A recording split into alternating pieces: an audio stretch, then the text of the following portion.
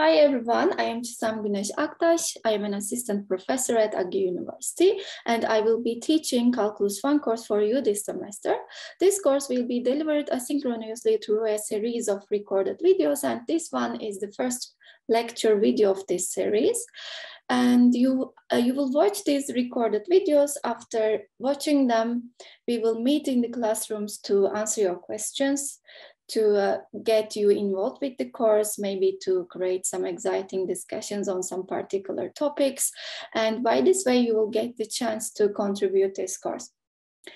We will be covering this course book together, Thomas's Calculus. You can find the detailed information on this course book in your syllabuses.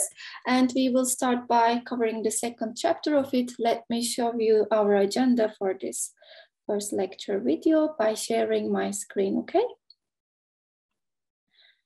Here is our OneNote page for this lecture. And as I said, we start by covering chapter 2 in our course book, which is titled as Limits and Continuity. And this is the first section of it. The topic of this first lecture is the rates of change and tangent to curves. As we know, calculus is a tool to help us understand how functional relationships change, such as position or speed of a moving object as a function of time, right? And in this first section, we introduce the ideas of average and instantaneous rates of change. Consider a particle moving on a curve like this from a point A to B. Let's say we have 300 kilometers distance between these 2 points. Now we can talk about the average speed of this particle and instantaneous speed of this particle. What is the difference between these two?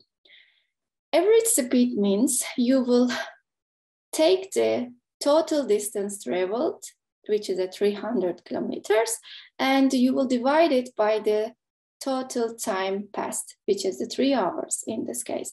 So if you take this ratio, you will find the average speed of this particle. If you want to think about the instantaneous speed, this means that this is about some particular moment. For example, at time equals 1 second, for example, you can ask what is the instantaneous speed. So the difference between these two is that average speed is calculated over an interval, whereas the instantaneous speed should be found at some particular moment, okay? And we can now generalize this example to a general function. For here, the function was the distance function, but you can talk about any function at all. And instead of average velocity, then you can talk about average rate of change of that given function. And what is it? As we already covered here, the average rate of a change of a function is the distance of the values of your function takes between 2 points, f of x1 and f of x2 minus f of x1. You need to divide this difference of the evaluated values of your function by the difference of your points, x2 minus x1. And this will give you the average rate of change of your function then. Now, let me explain this definition in more details by looking at this picture. Let's try to understand from the geometry what's going on here. So here is our point x1. It is this point on x-axis. Here is our point x2. And at the denominator, we have this difference between x1 and x2, which is called as delta x. And on y-axis, what do we have? Let's mark the value of x1 evaluated at this function y equals f of x. This is our curve. This is our function, okay? We are dealing with this function now. So the value of the point x1 is f of x1, evaluated value. And similarly, this point here is the value of our function evaluated at x2. So I can write here f of x2. Now, if you look at this difference, what is that? This is f of x2 minus f of x1, which we denote by that y in our expression here. So if you divide this value to this delta x value here, what you find is the average rate of change of your function. So it is in fact dividing this length with this length here. So this ratio of the length of this right triangle here reminds us something. In fact, it is related to tangent of this line segment. Sorry, it is related to tangent of this angle, which is appears here with the x-axis and related to this line segment here. If you draw a line segment from some point to another point of on your curve, this is called a secant line, okay? Don't forget. Let's say this is your curve now, y equals f of x. If you mark 2 points on your curve and if you draw a line segment between these 2 points on your curve, that line segment is called a secant line. And for example, here you can also draw this line, but it just touched your curve only 1 point. Such lines are called tangent lines, right? And let's now try to understand why do we name delta x as h here? Because it is only change of variables. You can name this distance as h, then x2 becomes x1 plus h, right? And then if you take the difference between x2 and x1, obviously it is the h value here. So now what I want to explain is, consider the situation that you move this point Q on your curve. You see, it is a point on your curve, the point Q, which we call as the point Q. And there is this second point on your curve, which we call as the point P. If you move this point Q on your curve towards the point P, then what happens to these secant lines? For example, at the second step, when your Q point is here, this is your secant line, and next your point Q will move here and next here, and the points Q on your secant lines is moving towards the point P. So as you can see in this picture, when you move the point Q on your secant line, these are all the secant lines, by the way, towards the point P, what happens these secant lines towards which they are approaching? So here we are studying on the relation between a secant line and a tangent line.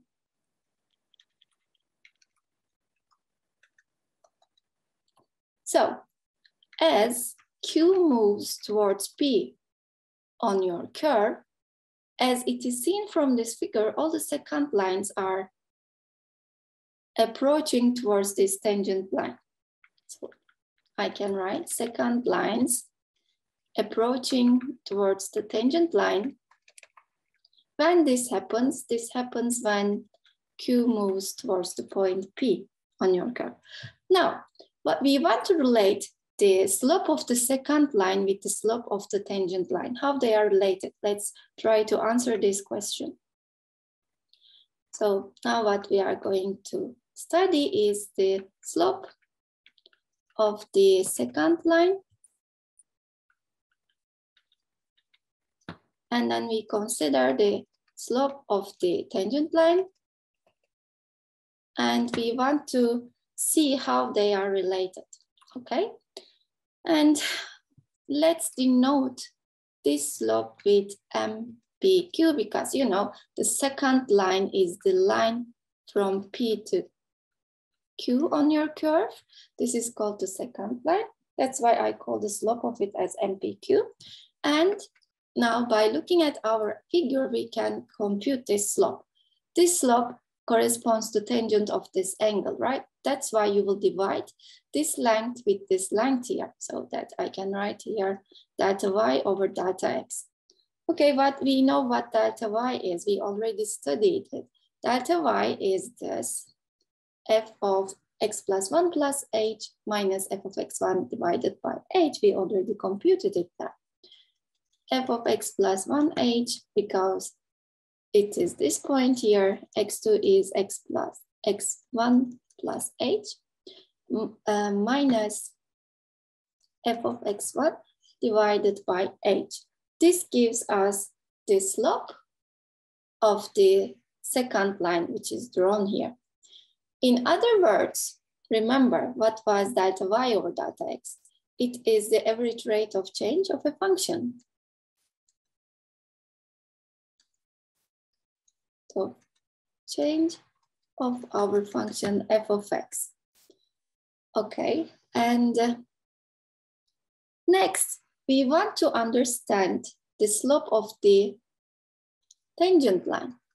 So let's call this as mt, because I will call this tangent line. I will call this slope of the tangent line as mt, where the slope of second lines as mpq. So what is mt? Remember that we understand all those second lines are approaching to tangent line when q moves towards p. That's why we can say here that if you take the limit of the slopes of second lines, if you take the slopes of second lines as p moves towards q. By the way, let me change this to not qp, but pq. This makes more sense, right? In order, I mean, so mpq. So if you take this limit of the slope of the second lines when p moves towards q, what we expect? We expect to find the slope of the tangent line, right? Because all the second lines are approaching towards the tangent line when you apply this, when you move point Q towards point P, okay, like this. So this gives us this relation then. Then I can write this limit as, okay, this limit as limit, what is MPQ? It is already written here, f x plus h minus f of x1 divided by h as q moves towards p. And now I want to call this limit value as the, I want to relate this limiting value as the rate of change of your function. So this is in fact at this particular moment, right? Look at the limit. We are taking the limit as q moves towards p. That's why q should be really close to p. So we are considering at this particular moment, and that's why you can call it now as the instantaneous rate of change of your function f of x. You see, this is how they are related. If you just take delta y over delta x without taking the limit, like this one here, this will give you the average rate of change of your function. But if you take this very same ratio and take the limit of it as q moves towards p, just like we did here, you see, you will find some information related to that particular moment as q approaches p, and that's why it gives us the instantaneous rate of change. And that's how they are related. Remember, we want to understand the slope of the second line and the slope of the tangent and how they are related. And here is the answer. The slope of the tangent line is in fact the limit of the slope of the second line as q moves towards the point P.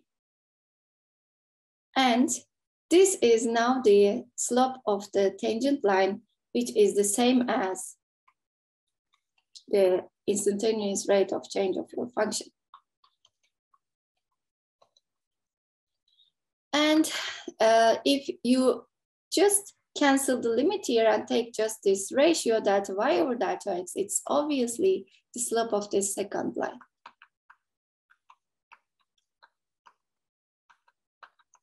And the only difference, as you can see, slope of second line, slope of tangent line, average rate of change, instantaneous rate of change, they are related how? If you take the limit of everything here related to second line, you will find the information about the tangent line, where we call the slope of the second line as the average rate of change. You call the slope of the tangent line as the instantaneous rate of change, because it is related to information which is valid for at some particular moment when Q moves towards P.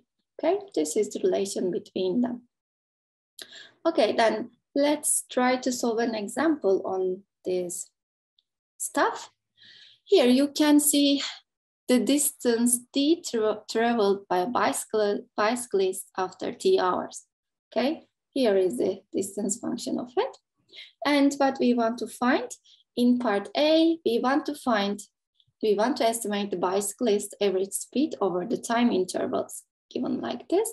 In part B, we want to estimate the bicyclist instantaneous speed at some particular moments. So for part A, what we want to find the average speed or rate of change of this bicyclist over the given time intervals. So average speed, you can denote it like this for each particular time intervals. So what is that? Our function name is the distance function.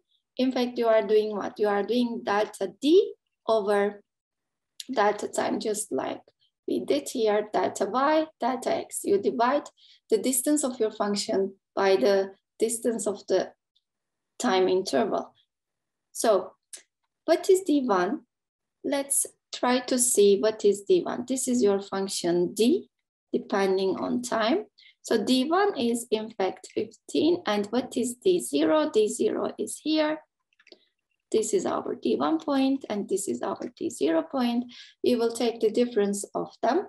So 15 minus 0 divided by the time interval. This is here, this point, the ending point of your interval, and this is T equals time 0 point. So 1 minus 0, 15.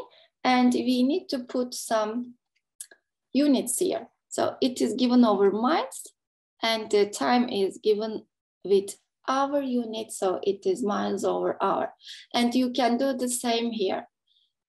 Average speed, what we are calculating here is average speed over each time interval over this time interval. Again, this is average speed over the given time interval, like that.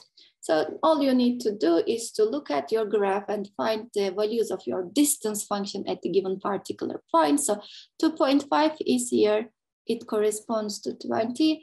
D1 is here, it is 15, and then you can take the ratio easily. So this is 5 over 1.5, which is, I mean, you can just leave it like this if you like, if you don't like to do calculations. So this is this ratio miles over hour. So what is this value? This is the average speed of your bicyclist over this time interval. Now let's look at part B a bit. We want to find the instantaneous speed at some particular time.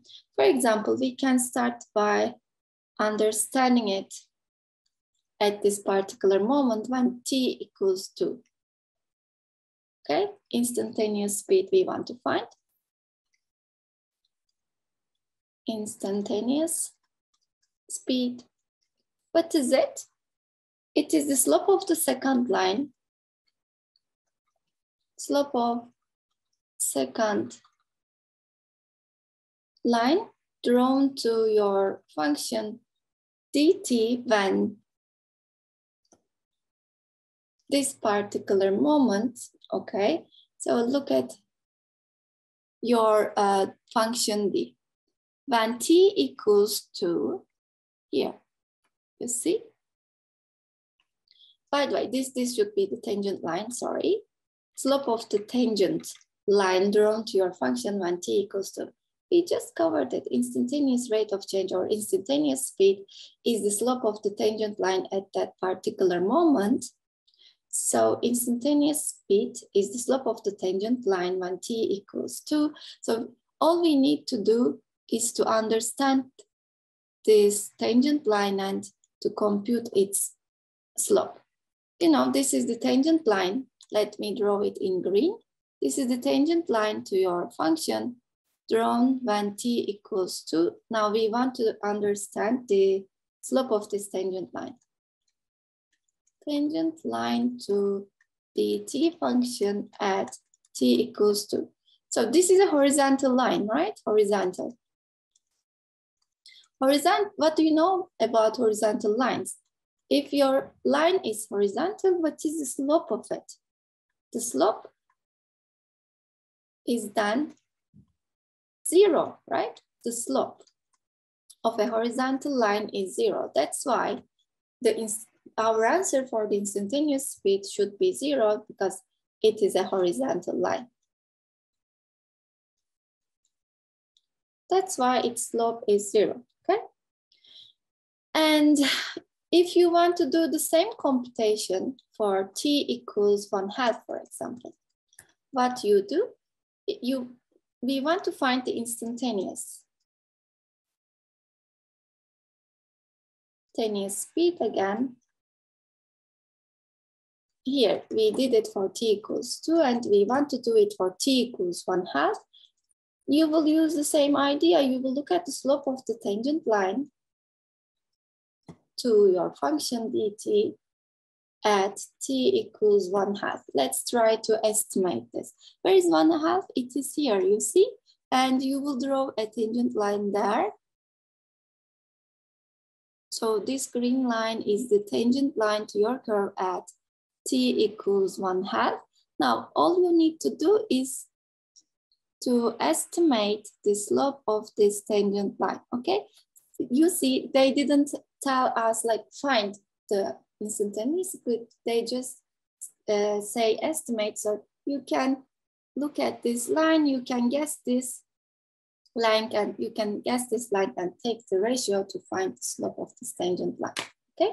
So I stop here for the first video. What did we do? We tried to understand rates of change and tangents to curves. We covered what is average and instantaneous rates of change of a function, and here we try to understand the relation between them.